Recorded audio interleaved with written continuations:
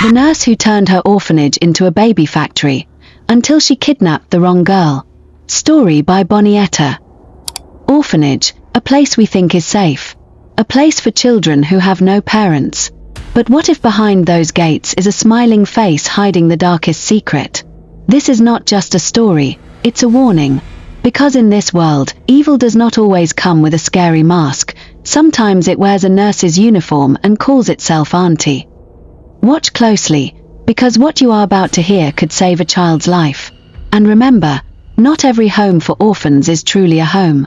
So before we begin, make sure you subscribe, turn on the notification bell, and like this video so you don't miss more true African stories that could save a life. And please, share this video with your friends and family, because what you're about to hear could happen to anyone, anywhere. Pay attention. Learn from it. And remember, not everyone who smiles at a child has a good heart. Once upon a time, there was a nurse named Amaka. She was very dark, with skin so black it shone like wet charcoal. Her eyeballs were so big they seemed ready to pop out. Her cheeks were sharp like knives, and she painted her lips with shiny red lipstick that made her smile look strange. Even when nothing was funny, she was always smiling. People in the street whispered, "That's the kind nurse who runs the orphanage." But they didn't know that behind that smile was a hunger for money and power that had no end. Blessed Children Home in Owerri looked normal from the outside. Cream paint, blue windows, a small playground, and a big sign, "We care for all God's children." Mothers with unwanted pregnancies brought their girls there. Police dropped off children found on the street. Churches donated food and clothes. Everyone believed it was a holy place. But once the gate closed, the smiles disappeared. The playground was for show. No girl was allowed there after her first week.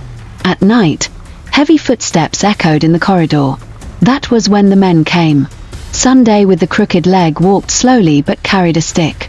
Obina's eyes were cold and empty, and he always had a knife in his belt. Kola drove a black bus that came and left at odd hours. The girls whispered about the delivery room, a locked room at the back. Nobody saw inside until it was their turn. Amaka didn't start as a monster. Years ago, she was a nurse at a private clinic in our bar. She was poor, struggling to care for her younger brother after their parents died. But greed entered her heart the day she saw a rich couple pay 3 million Nigerian nairas to adopt a newborn. She helped arrange it and got 200,000 Nigerian nairas as thanks. That night, she couldn't sleep. The money was too easy.